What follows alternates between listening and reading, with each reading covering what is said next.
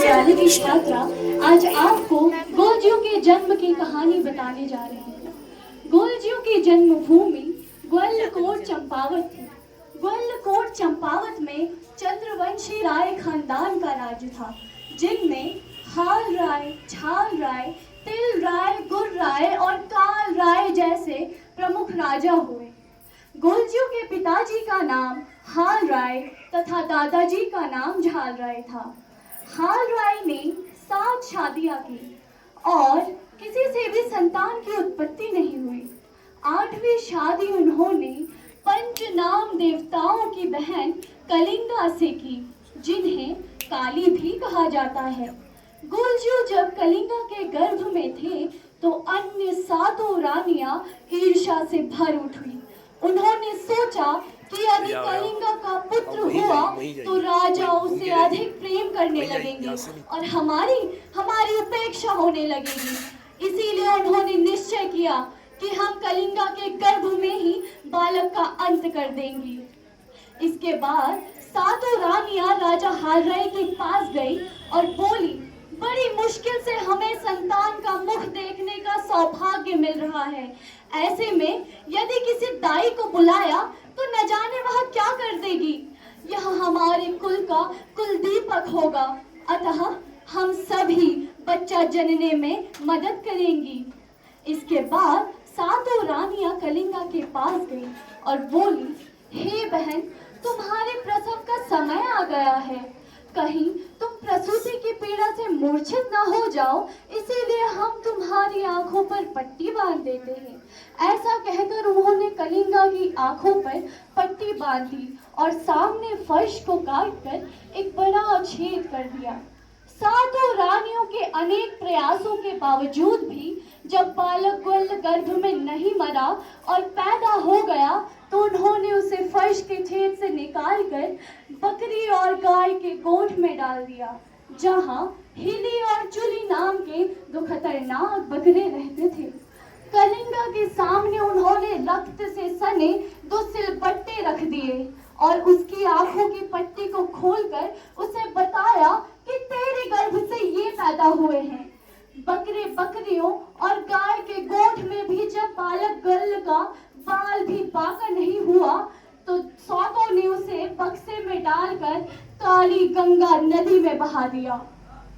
कलिंगा ने जब अपने सामने सिलबट्टे देखे तो वह रो पड़ी, हे ईश्वर, मेरे गर्भ से ही यह सिलबट्टा क्यों हुआ? सबके बच्चे होते हैं, पर मेरे गर्भ से यह सिलबट्टा कैसे पैदा हो गया? उसने अन्न पानी का त्याग कर दिया और दिन रात विलाप करने लगी। नदी के उस तट पर एक धीवर रहता था जो मछली पकड़ने का काम करता था।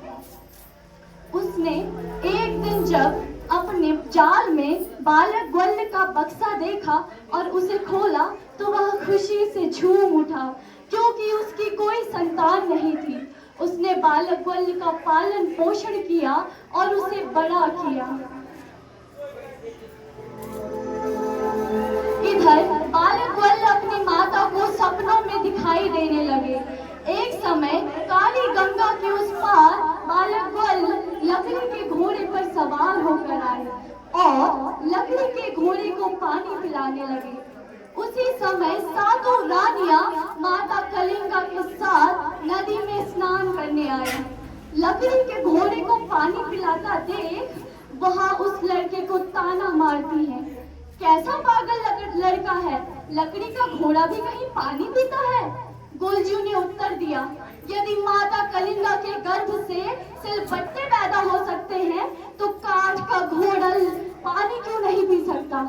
इसके बाद गोलजियों ने अपनी माता को बताया कि हे माँ, मैं तेरा पुत्र हूँ। माता कलिंगा ने उसे गले से लगाया और स्नेह से भर उठी। जब राजा हाल राय को 7 रानियों की काली करतूतों का पता चला तो उन्होंने हर एक को कड़ी से कड़ी सजा दी। इसके बाद गोलजियों ने अपनी माता से कहा कि हे माँ, मेरे जन्म के समय जो सिलबट्टा था उसने लोड़ी सिली का अवतार ले लिया है। जितने भी रक्त के छींटे थे वे रगत कलू, तगत कलू और भैरव कलू का अवतार हो चुके हैं। इसके आगे गोलजियों ने कहा कि हे माँ, मैं नवरात्रों में ग्वालकोट आकर तुझसे मिलूंगा, तुम मुझे मेरा ननिहाल बता दो। माता ने बताया कि मैं पंचनाम देवताओं की बहन हूँ, अतः सभी देव तुम्हारे मामा लगते हैं। इसके बाद गुलजू ने अपने मामा से मुलाकात की। पंचनाम देवताओं ने उन्हें अपना आधा इलाका दे दिया और उनकी दोनों भुजाओं में 100-100 हाथियों का बल दे दिया। इसके बाद गलकोट में गुलजू का एक छत्र राज्य हो गया और जो भी जनधन अत्याचार, अनाचार और शोषण से पीड़ित होते, गुलजू उन सभी के दुख को दूर करते थे। इसके बाद गुलजू का प्रचार प्रसार समूचे कुमाऊं एवं गढ़वाल और उत्तराखंड में हो गया। बोलो गुलजू महाराज की जय।